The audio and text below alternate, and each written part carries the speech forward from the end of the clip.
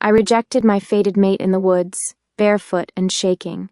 Now he's standing in front of me in a tailored suit, and I'm the one trembling. The conference room smelled like recycled air, cold metal, and burnt coffee. Floor-to-ceiling glass made it feel like I was floating above the city, exposed, vulnerable. Genovox's headquarters was sleek, cutting-edge, and utterly impersonal, much like the man who had just walked in. A man I once ran from, a man I longed to. Ash! The name almost slipped from my mouth uninvited. I bit it back. He didn't look at me right away.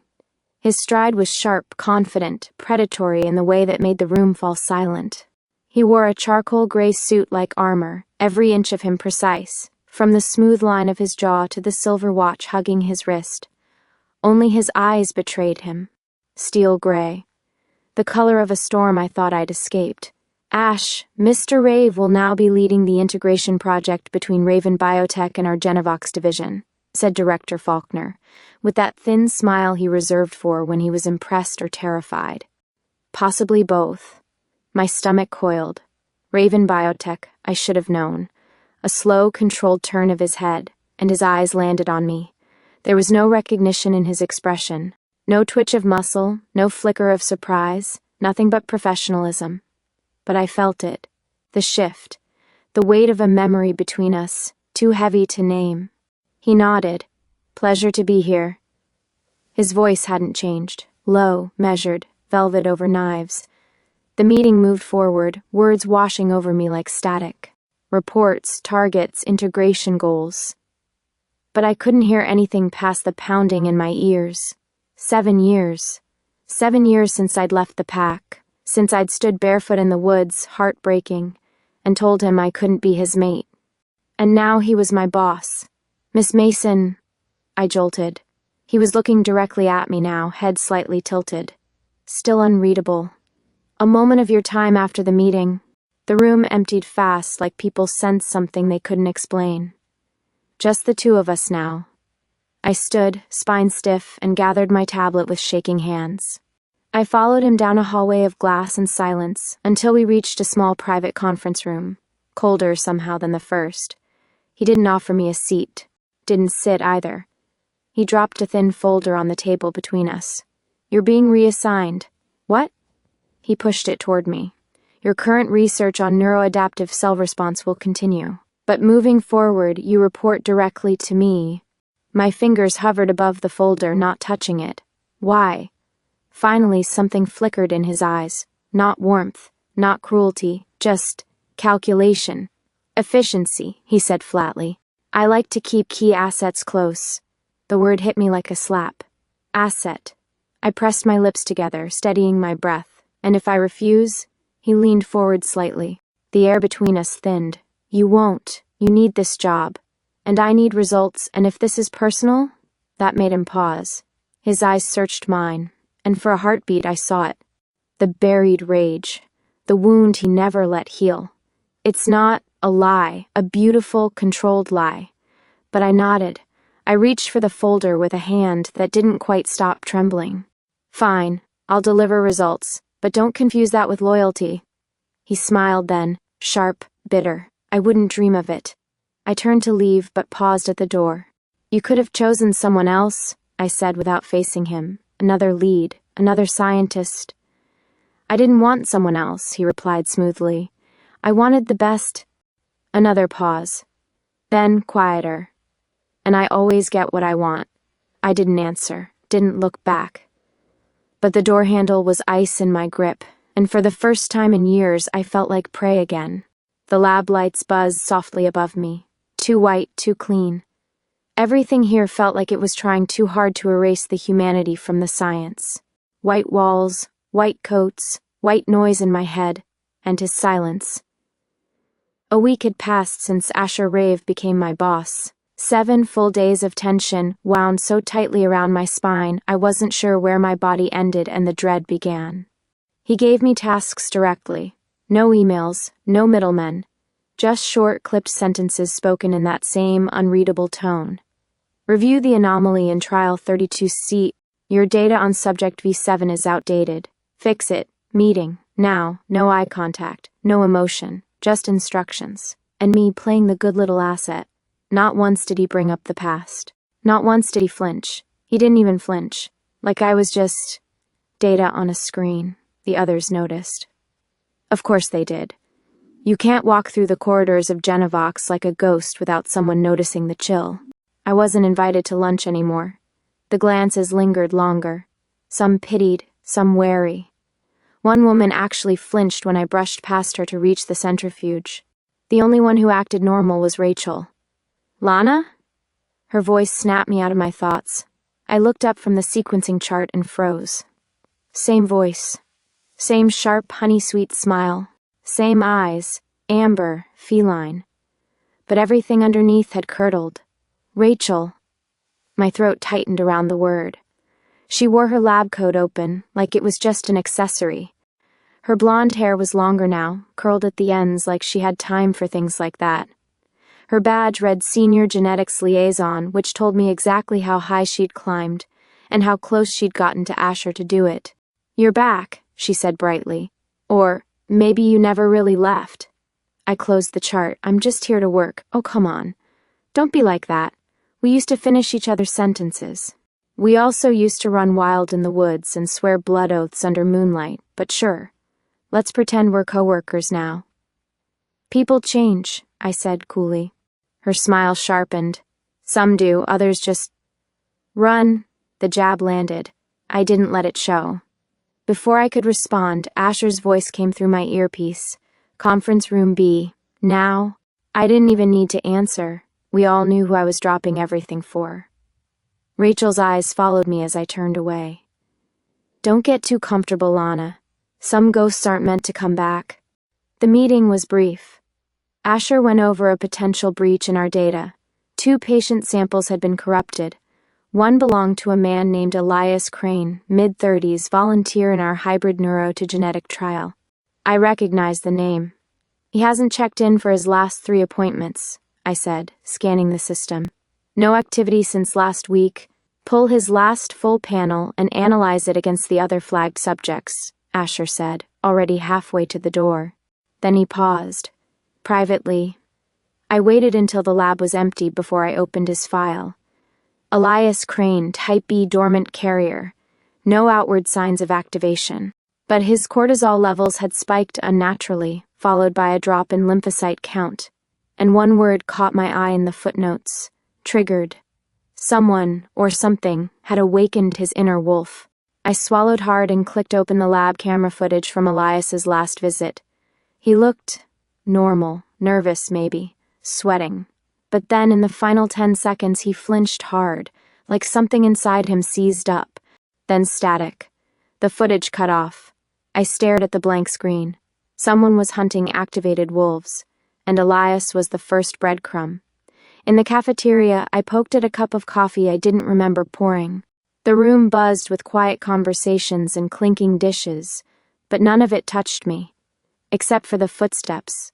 Rachel slid into the seat across from me without asking. "You look like you've seen a ghost, just tired."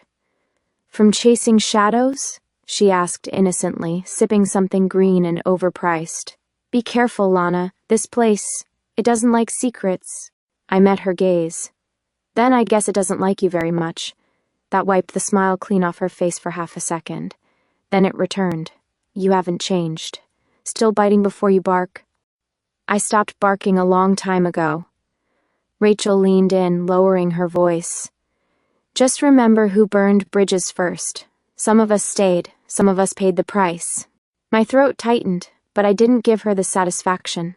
I stood, leaving my full coffee behind. "Behind me," she said softly. "I wonder what Asher sees when he looks at you now." I didn't turn around. I didn't need to. I already knew the answer. Nothing I wanted him to see. The numbers didn't lie. But they didn't scream either. They just hinted, whispered, waited to be noticed. I'd been staring at genetic sequence overlays for hours, layered with biometrics, emotional response data, and stress hormone readings. At first, everything looked like noise. Then, slowly, a pattern emerged. Every subject who went missing had one thing in common: a spike in cortisol followed by irregular neurological impulses in the prefrontal cortex. stress, specifically emotional stress, fight or flight level, and shortly after that, activation. Their latent wolf gene, dormant since birth, began to stir. In every case, it happened within 48 hours of extreme emotional trauma. Elias Crane. Now Rebecca Lynn, the second missing subject. Her data was nearly identical. Emotional duress, cortisol overload, neural instability, then vanishing. They weren't just being hunted. They were being triggered. Show me the raw logs, I whispered to myself, pulling Rebecca's biometric readouts onto my main screen. A tremor ran through me as I scanned the results. This wasn't random. Someone was doing this. Why didn't you flag this earlier? The voice came sharp and sudden from behind me. I turned too quickly. Asher stood in the doorway to the lower data lab, arms crossed, eyes dark. I'm compiling a full pattern report, I said, forcing calm into my voice. He stepped forward. That's not what I asked. I only just... You've had full access to this data for days. And now 2 subjects are missing. Anger snapped in me before I could stop it. I've been working non-stop. Maybe if I didn't have to look over my shoulder every time you walked into a room, I'd be faster. He closed the distance between us in 2 strides. Not threatening, not loud, just present. His voice dropped. Did you know about the cortisol spikes before Elias disappeared? No, but you suspected something. I suspected a dozen things. My hands clenched. I didn't want to assume until I saw a pattern. I swallowed hard. Because you stopped being someone I could trust. Silence fell like a blade. Then he asked, low and cold, Is that how you justify it? I met his gaze. Is that how you punish me? His jaw flexed. Don't twist this into something it's not. I'm not twisting anything, Asher. I'm just trying to keep people alive. You think I'm not? His voice cracked, just barely. You think I haven't spent every minute of the last 7 years trying to prevent exactly this? You don't get to act betrayed, I snapped. Not after I sacrificed everything. His eyes burned into mine. You ran, I protected my mother, you left me. I inhaled sharply. The room tilted for a moment, not physically but emotionally, like something between us had just cracked open. I stepped back, breath hitching. This isn't about us. It never stopped being about us. The words hung in the air like smoke. I turned away. I needed air, space, logic. But instead of heading upstairs, I pushed open the side door and took the service stairs down to the sub-level archive. A place few used now. Quiet, dark, cool. I didn't expect him to follow. I didn't expect the door to click shut behind him. We're not done, he said softly. I spun to face him, already unraveling. I'm not your subordinate in this. Yes, he said, stepping closer. You are. My back hit the wall. Cold concrete against my shoulder blades. He didn't touch me, but I could feel it. The hum under his skin, the tension in his jaw. His wolf was close to the surface, and then it happened, in the flicker of a second. His eyes bled from steel gray to gold, not fully, just a flash. But it was enough to make the bond stir deep in my bones. I swallowed hard. Your wolf remembers me. So does the man. My breath caught. There was no distance between us now. The air was thick with memory and anger and something older, something primal. But he didn't move, didn't claim, didn't mark. He just looked at me, and I hated how much I wanted him to.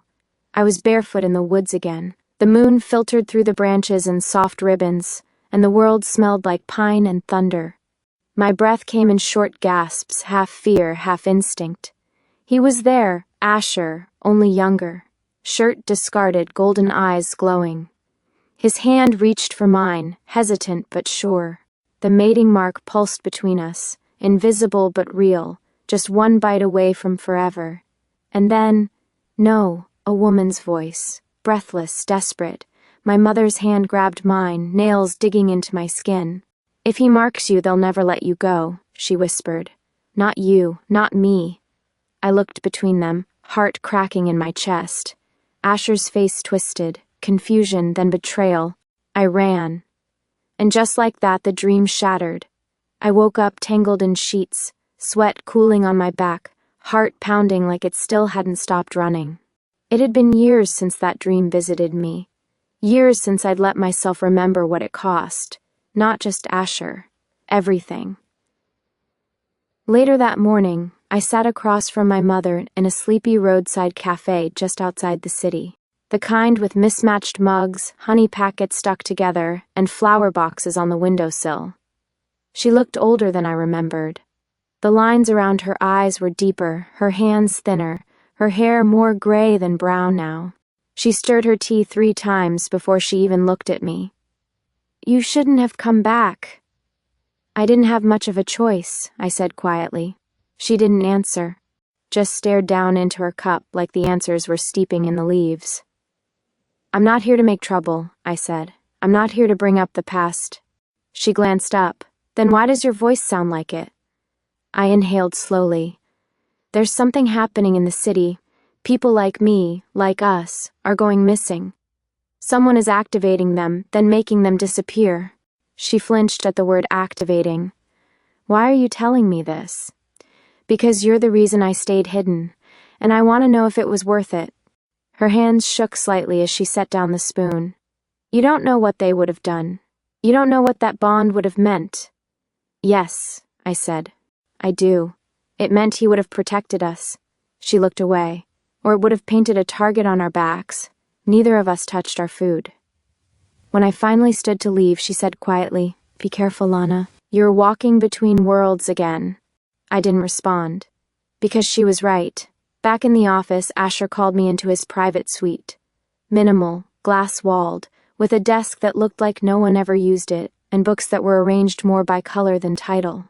He didn't look up when I entered. Just gestured to the tablet in his hand. I ran another scan on Subject Beta 7's last panel. You were right. Activation was forced. I folded my arms. "Is this your way of saying thank you?" "It's my way of saying we need to work together." I studied his profile. Sharp lines, unflinching stillness. His voice was steady, but I could feel the tension under it. "You're really going to pretend we're just colleagues?" He looked up. His eyes met mine. "No. But I'm going to pretend we're professionals." "Fair enough." I stepped closer, took the tablet, scrolled through the data. If someone's accelerating wolf genes, it has to be someone with deep access to our systems, or to Raven Biotech's core servers. That narrows it to 12 people. 11, I corrected. "You can rule me out." He gave a humorless smile. "Can I?" I shot him a glare, but it faded when I noticed the photo on the shelf behind him. A simple black and white image, framed neatly. A group of young wolves in civilian clothes, laughing, leaning on one another. Asher was at the center, Rachel at his left.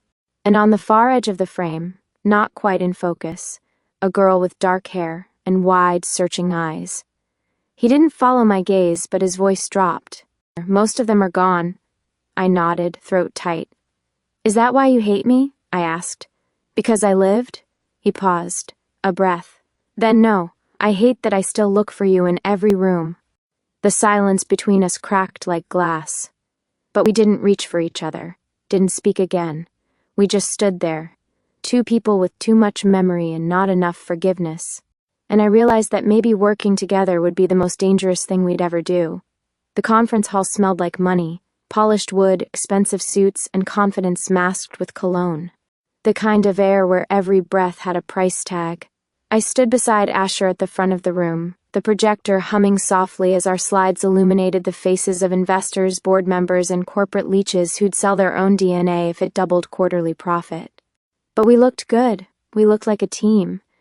"As we've demonstrated," I said clearly, "our hybrid response trials have yielded a 63% stabilization rate post-activation. With proper regulatory clearance, that gives us a potential market lead in therapeutic genome control."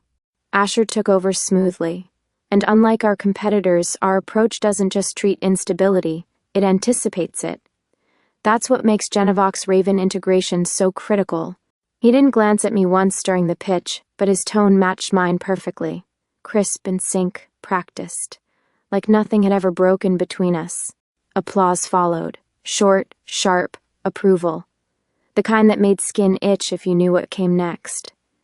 Once the room emptied and the glass doors shut behind the last investor, I exhaled. Well, that wasn't a disaster. Asher was already walking toward the back hallway. You pretend well. You always did. I followed, heat rising in my chest. Is that supposed to be a compliment? He stopped, turned. No. Just an observation. I hated the way he could look calm when he was angry. I hated more that I couldn't do the same. You act like I lied to you, I said. But I was the one trying to survive. You were the one with a pack behind you. I had... Your mother... His voice cut like a blade. I know. Do you? I stepped closer. Because all you've done since I got here is punish me for doing the one thing you couldn't. What's that? He asked bitterly. Let go. The words hung between us, sharp as claws. Before he could answer, the sound of heels clicked down the hall. Rachel. She breezed in like she belonged there, her badge clipped perfectly to her lapel, her smile wide and full of practiced charm. Heard you two crushed it in there, she said. Congrats on not biting each other in front of investors. I gave a tight smile. We manage... Well, she said, eyes flicking to Asher. If you ever want to add someone to the post-trial analysis team, I've got clearance for the Raven archives. Might be useful. Asher didn't respond. I did. I think we're fully staffed. She tilted her head. Sure. For now. Then she was gone, just like that. A puff of perfume and passive aggression. I turned back to Asher. Why is she still involved in this? He shrugged. Corporate wants her insight. She's technically your equal. She's not, I muttered. No, he agreed quietly. She's not. 2 days later, something didn't add up. I was reviewing live datasets for the current hybrid subjects, a double check before sequencing began, when I noticed a discrepancy.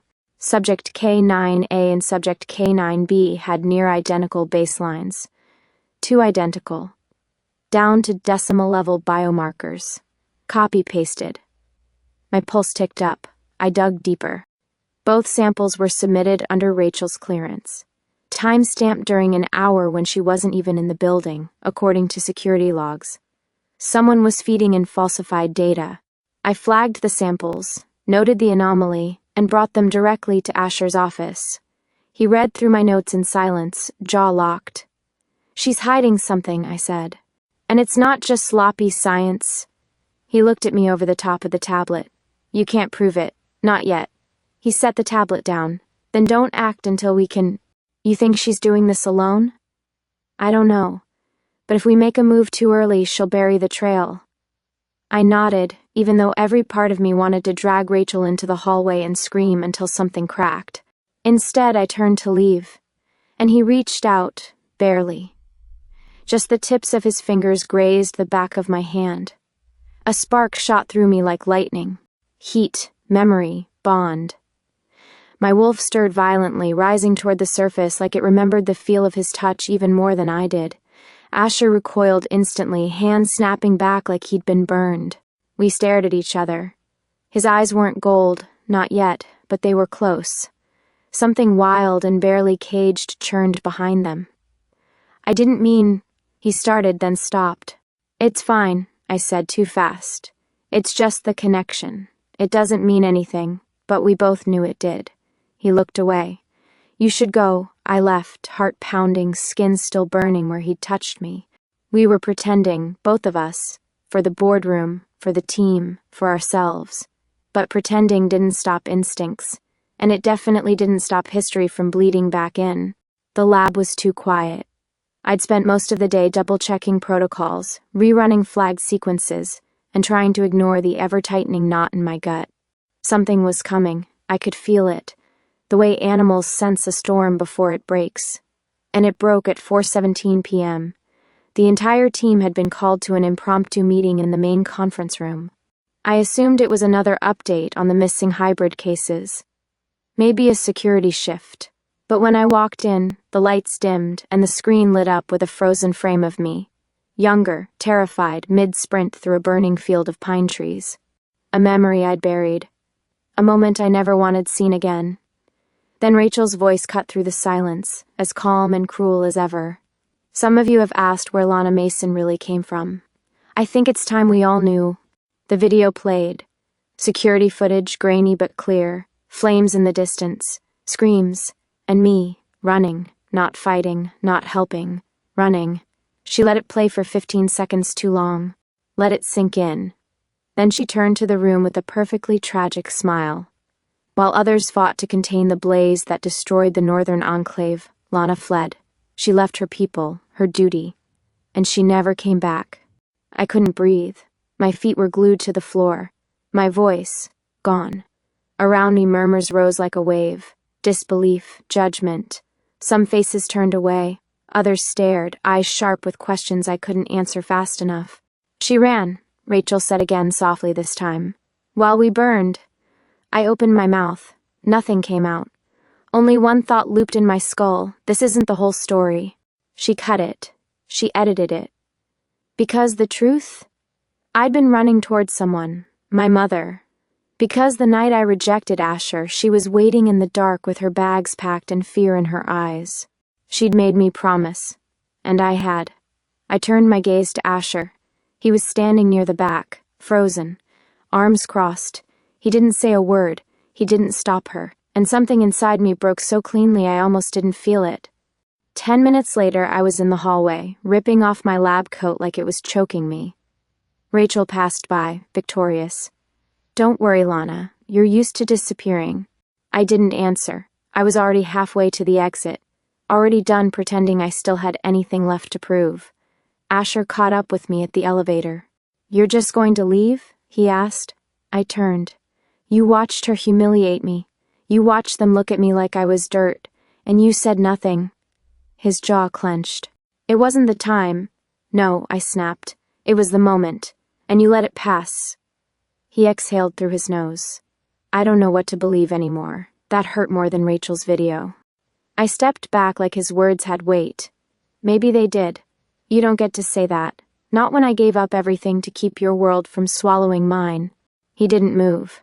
Just stared at me, unreadable. Goodbye, Asher. The elevator doors opened, and I stepped in without waiting for him to stop me. I didn't make it far. The parking garage was nearly empty, that eerie corporate silence that settles after hours. I was halfway to my car when I heard footsteps, too soft, too smooth.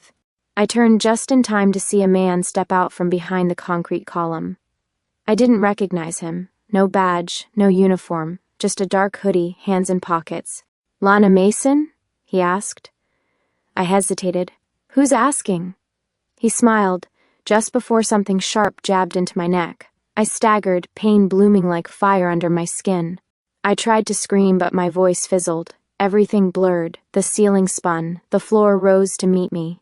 The last thing I saw was his face as he leaned down and whispered. Internal monologue. Maybe this is what I deserve.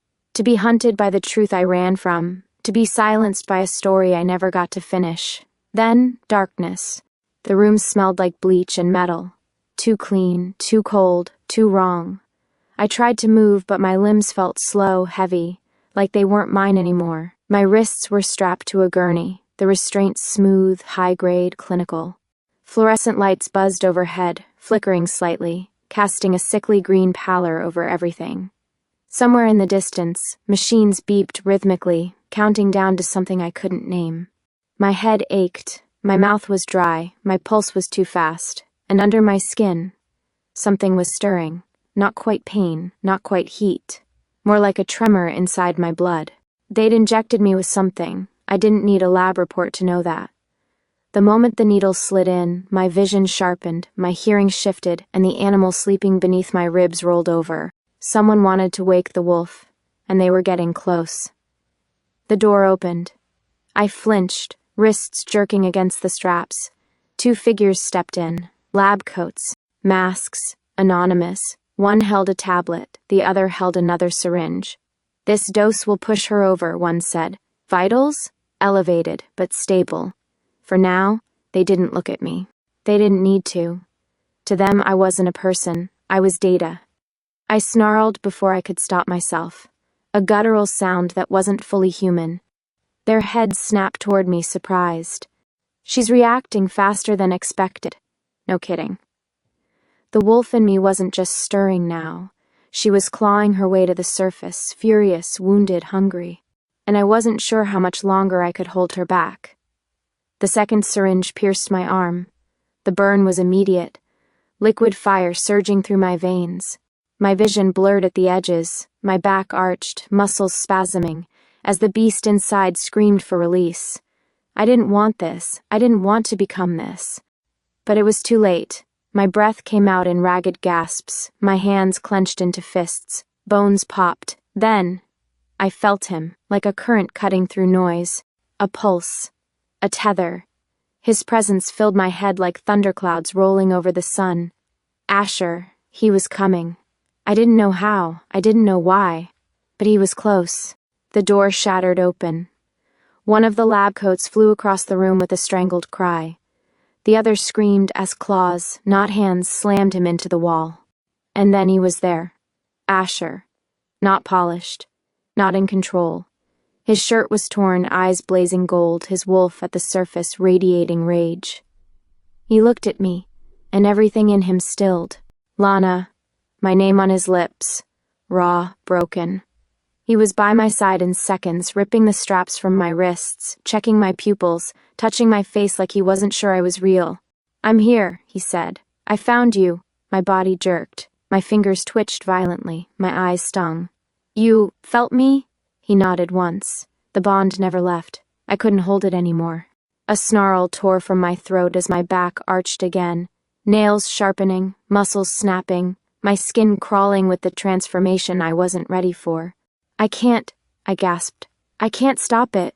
"Yes, you can." He cupped my face in both hands. "You're not alone, but if I shift, you won't hurt me. You don't know that." His forehead touched mine. His voice dropped to a whisper. "You're not a monster. You're mine." That did it. The fury cracked, the panic splintered.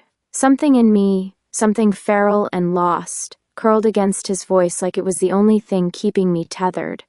The wolf paused. The shift slowed. I sobbed once hard and ugly and collapsed into his arms. He caught me, held me, shielded me with his entire body as the world came back into focus. Blurred, broken, but real. I wasn't alone. Not anymore. The boardroom was full but silent. Executives, scientists, lawyers, and leaders from both Genovox and Raven Biotech lined the long table, their eyes flicking between Asher, me, and the data projected behind us.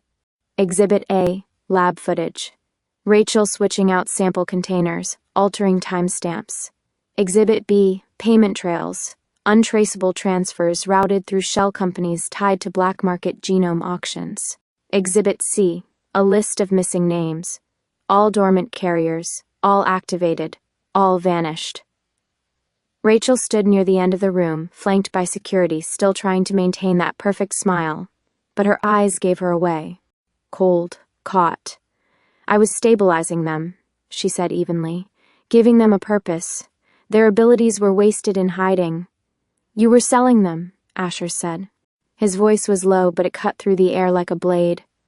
"Like products, like weapons. They were already being hunted," she snapped. "I gave them value." "No," I said quietly. "You gave them fear. You turned survival into a transaction." The room shifted. No one spoke, but the tension thickened like fog. I stepped forward. "Some of you knew," I said. "Some of you looked away. But today we stop pretending." My voice rose. "We are not enemies. We are not mistakes. We are the future." Silence. And then a ripple of nods, murmurs, even a few reluctant claps. It wasn't everything, but it was something. Rachel didn't speak again. She didn't need to. The evidence spoke for her now. They led her out in silence. Afterward, the room cleared slowly, one by one. No one rushed to speak to me. That was fine. Asher stayed behind. The projector hummed softly, casting long shadows across the floor. "I read your report," he said finally. "What you wrote about bridging the two systems. Human and wolf." "I meant every word," I said. "You always do." A beat. Then he said more quietly, "I knew why you left." I turned to face him. "I knew your mother was in danger," he continued. "I knew what the pack would have done if you'd been marked." My breath caught. "Then why?" Because I couldn't forgive myself for letting you go, he said. So I made it easier to blame you. That admission landed heavier than I expected. We stood there in the echo of it, not quite touching, not quite apart. The bond between us, I said. It's not fate anymore. No, he agreed. It's a choice. His hand brushed mine, soft, intentional. And I choose you, he said. I nodded. Then let's build something worth choosing. 2 weeks later, the official announcement was made, a joint initiative between Genovox and Raven Biotech, led by a new team, one focused not on suppression but integration. Hybrid Genome Alignment, HGA. At the head of it stood 2 names, Lana Mason and Asher Rave, no longer running, no longer bound, just together, by decision, by design, by something stronger than instinct. 6 months later, the world hadn't ended. In fact, it was finally beginning. The office was smaller than the old lab, but warmer.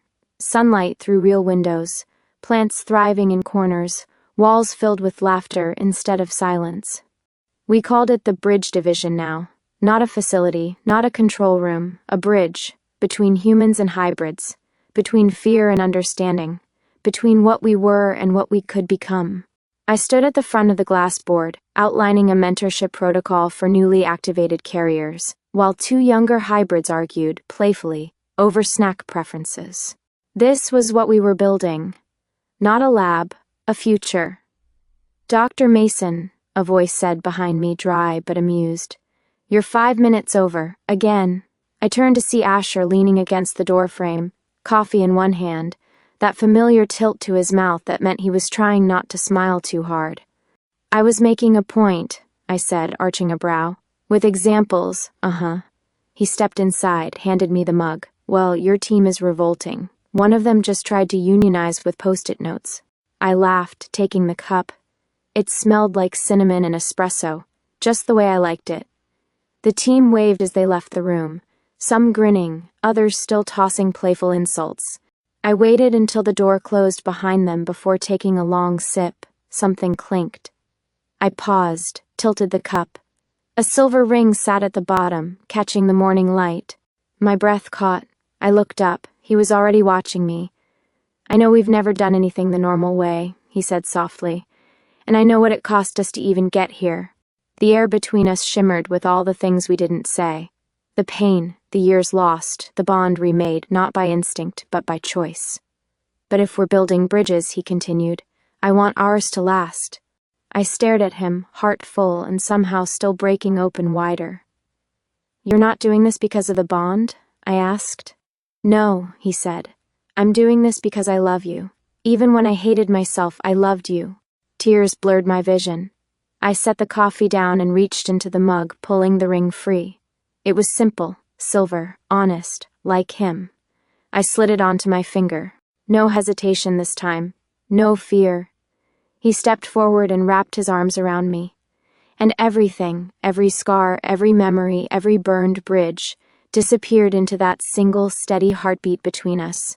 Later, as we sat on the rooftop of our shared apartment, bare feet propped on the railing, coffee warming our hands and wind in our hair, I leaned into him and whispered, I rejected him once to save my past. This time, I choose him to save our future. And this time, I wasn't running. I was exactly where I belonged.